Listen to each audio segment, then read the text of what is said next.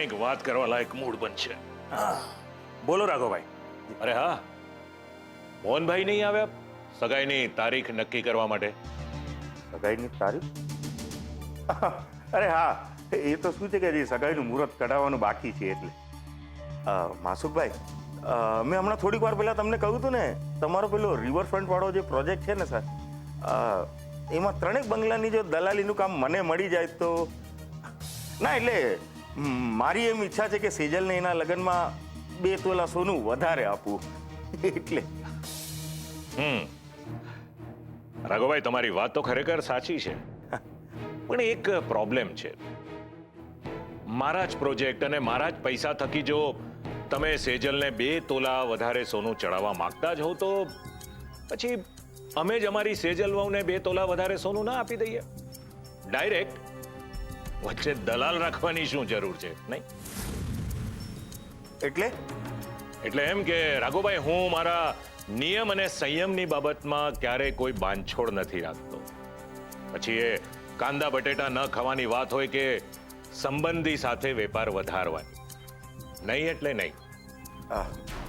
બરાબર છે, તમારી વાત બરાબર છે સાહેબ, પણ શું છે કે હવે આપણે સંબંધી થયા, ઘરના થઈ ગયા ને.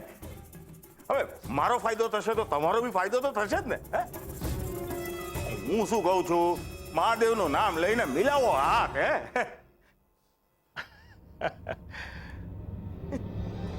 રાઘવભાઈ, મને લાગે છે તમે મારી વાત બરાબર સમજ્યા નથી. કહું છું જમવાનું તૈયાર છે. રાઘુભાઈ, હું ઘરે આવ્યા પછી વેપારીઓ સાથે વાત નથી કરતો, અને તમને વેપાર સિવાય બીજા કોઈ વિષયો ફાવતા નથી. મને નથી લાગતું કે આપણે હાથ મિલાવવા જોઈએ. નો પ્રોબ્લેમ, કઈ વાંધો નહીં સર. હું સમજી ગયો, તમને ઘરે વેપારની વાત કરવાની નથી ફાવતું ને, તો હું કાલે ઓફિસ. રાઘવભાઈ, હજી તમે મારી વાત સમજ્યા નથી કે પછી સમજવા માંગતા નથી? હું તમારા પર છોડું છું, પણ વેપારીઓ સાથે હું ક્યારેય જમવા બેસતો નથી. પદ્મા,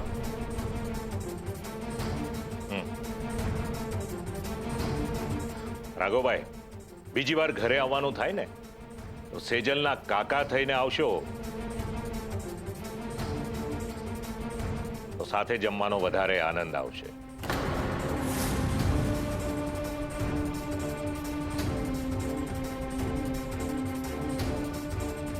જય જીનેન્દ્ર.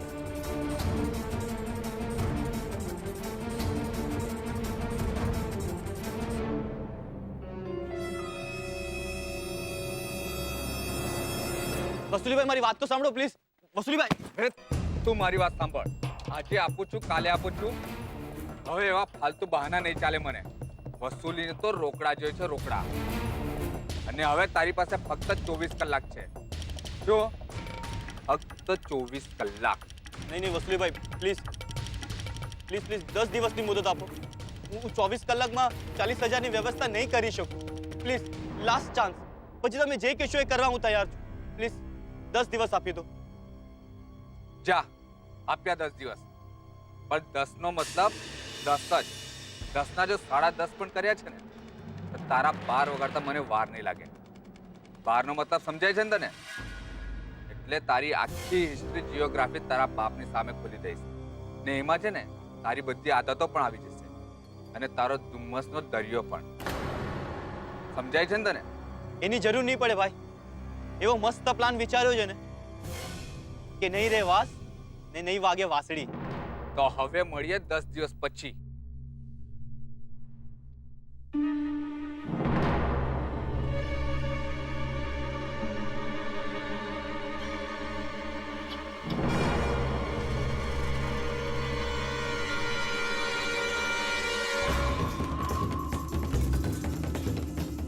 ઊંઘી તો હવે હું તમારી વગાડીશ મોહન કાકા.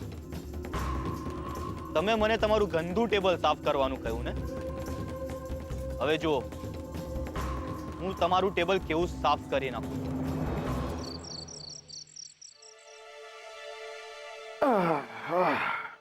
મીરા, આજે અણીના સમય જો કિંજલ ના આવી હોત ને તો મારી આબરૂનો ફજેતો થઈ જાત.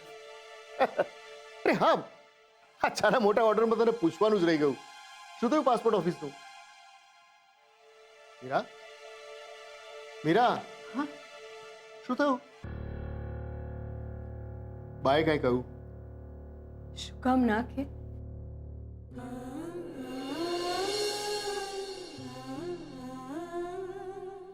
ને આમે આપણા ઘરમાં દીકરીની માને બોલવાનો અધિકાર ક્યાં છે?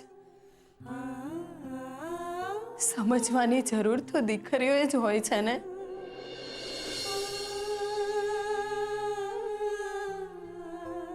ને હું કિંજલનો સ્વભાવ ક્યાં નથી ઓળખતી, એટલે જ મેં એને વળી વળીને કહેલું કે સીધી પાસપોર્ટ ઓફિસ જજે.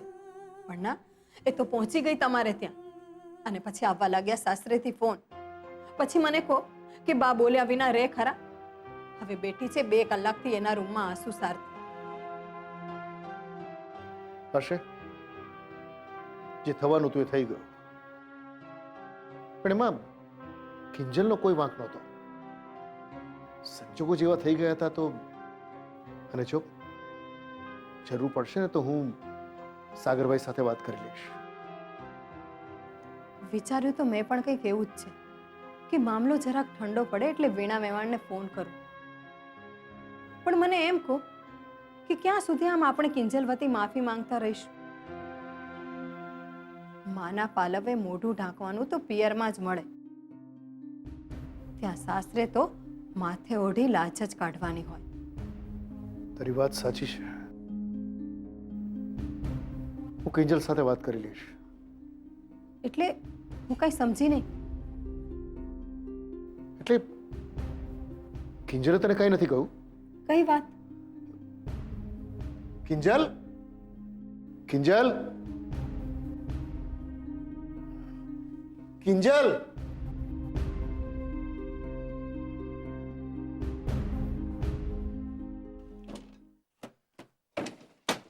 પપ્પા તમ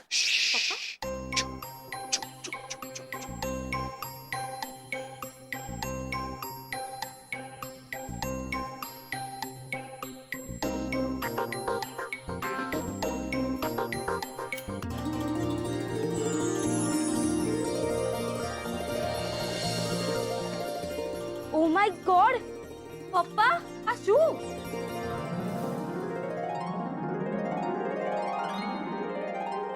પપ્પા એક દિવસનો આટલો બધો વકરો આજ સુધી નથી જોયો.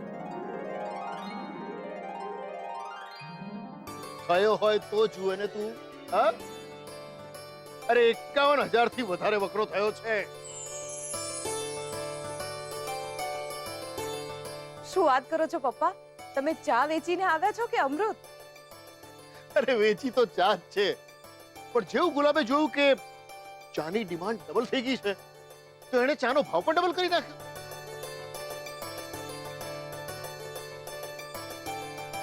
તમને ખબર છે આ બધું કોના કારણે થયું છે?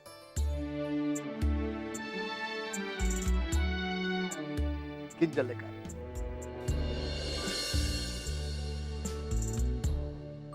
ખરું ને બેટા?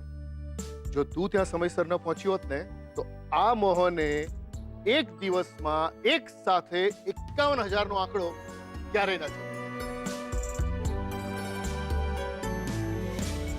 થેન્ક યુ બેટા.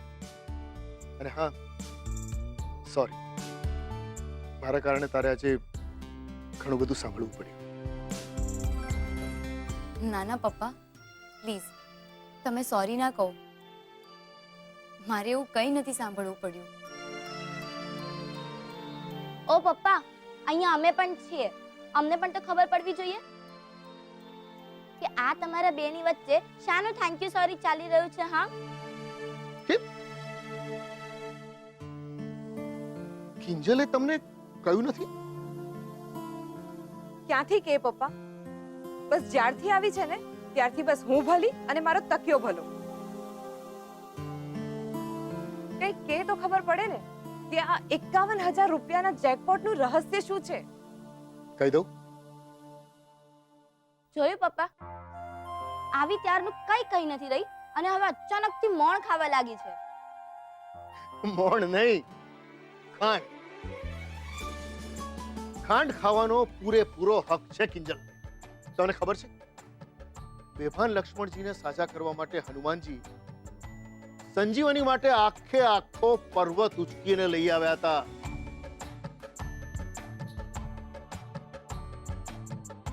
બસ એ જ રીતે કિંજલ બ્લેક ટીનો આખો પર્વત ઉચકીને લઈ આવી.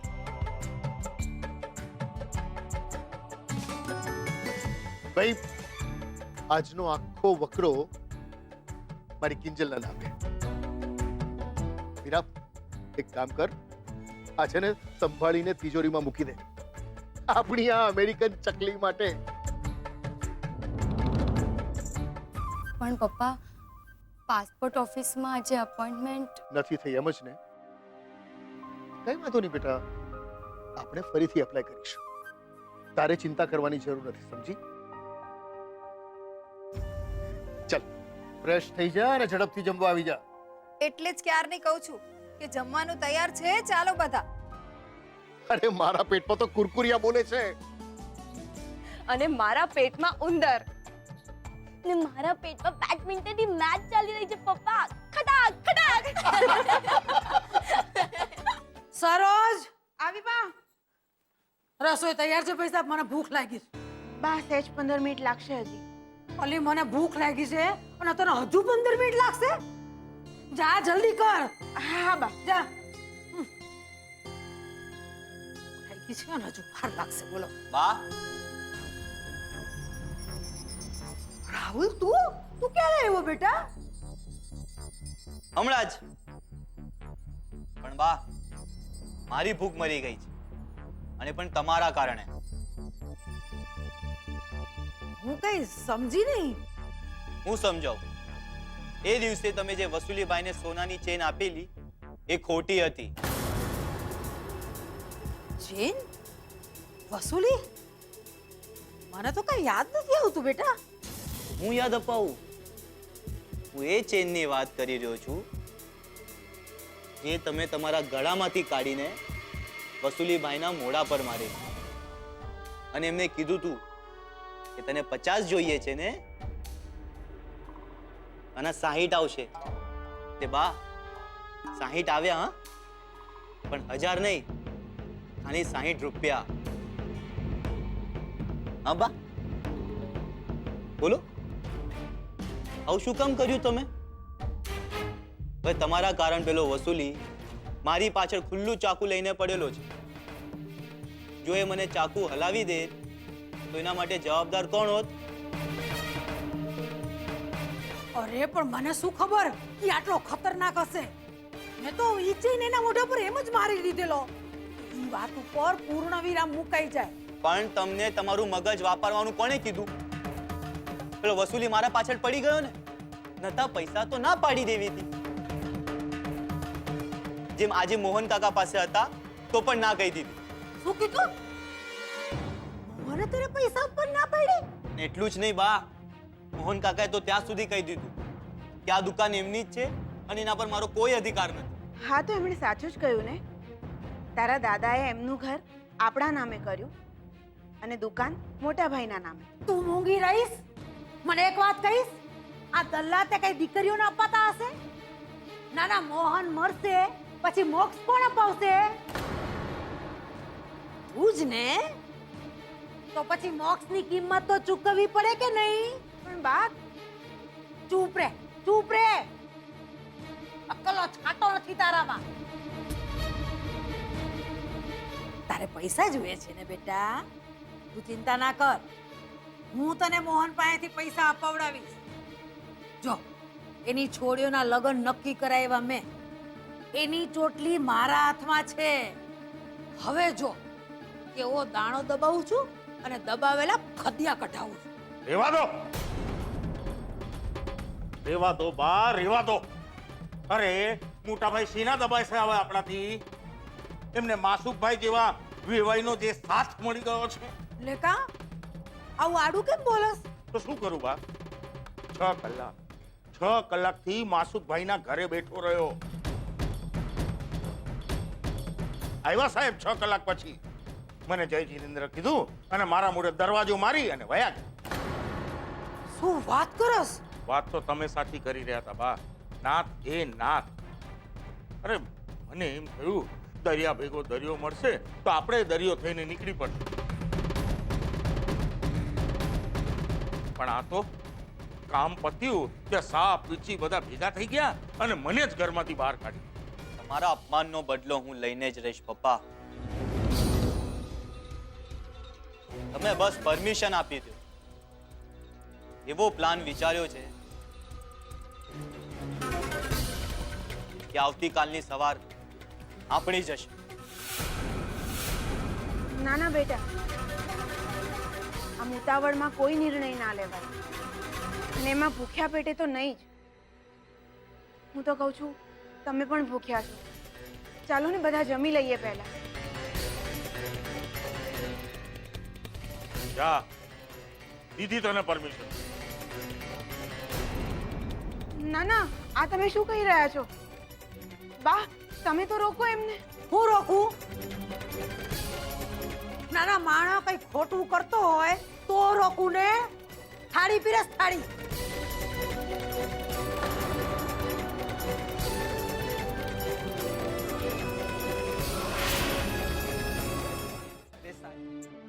આજનો દિવસ મારા માટે બહુ લકી હતો. હું પપ્પા માટે કંઈક કરી શકી. તમને ખબર છે આ બધું કોના કારણે થયું છે? કિંજલ ને. ખરું ને બેટા? જો તું ત્યાં સમયસર ન પહોંચ્યો હોત ને તો આ મોહને એક દિવસમાં એક સાથે 51,000 નો આંકડો ક્યારેય ના જોયો. બસ આમ જ હું પપ્પાના દરેક સપના પૂરા કરવા માંગુ છું, ને ખાસ તો ભવાની કેફે. ઉત્કર્ષ ના હોત તો હું આ બધું ના કરી શકી હોત. મારે એને થેન્ક યુ કહેવું જોઈએ. અત્યારે કોણ હશે? ઉત્કર્ષ?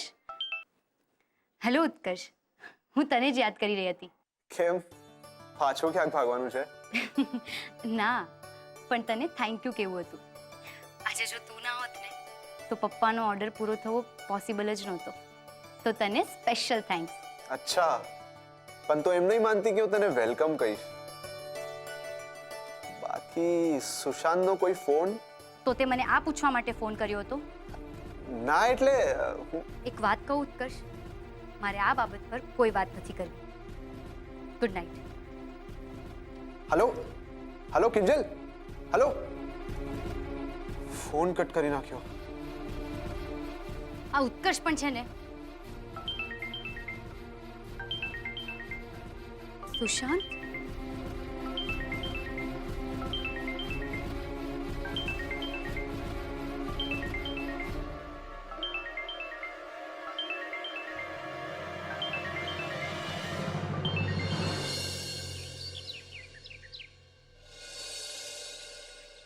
હે ભગવાન, આજે પણ ગઈકાલ જેવો વકરો કરાવજે.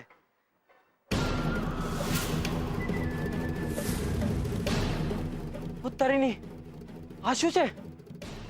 મોહન કાકા, સાહેબ, સાહેબ, કિંજલબેન, સેજલબેન, સાહેબ ક્યાં છો? જલ્દી આવો. સાહેબ ક્યાં છો? ગુલાબ, અરે શું થયું ભાઈ? સવાર સવારમાં આટલી બૂમો શેની પાડે છે? અરે સાહેબ, તમે જલ્દીથી ટી સ્ટોલ ઉપર આવો અને આવીને જુઓ. શું જો? અરે પણ થયું છે શું એ તો કે. અરે એ હું નહીં સમજાવી શકું. તમે પોતે જ આવીને જોઈ લો. ચલો જલ્દી. ચલ ચલ ચલ ચલ ચલ.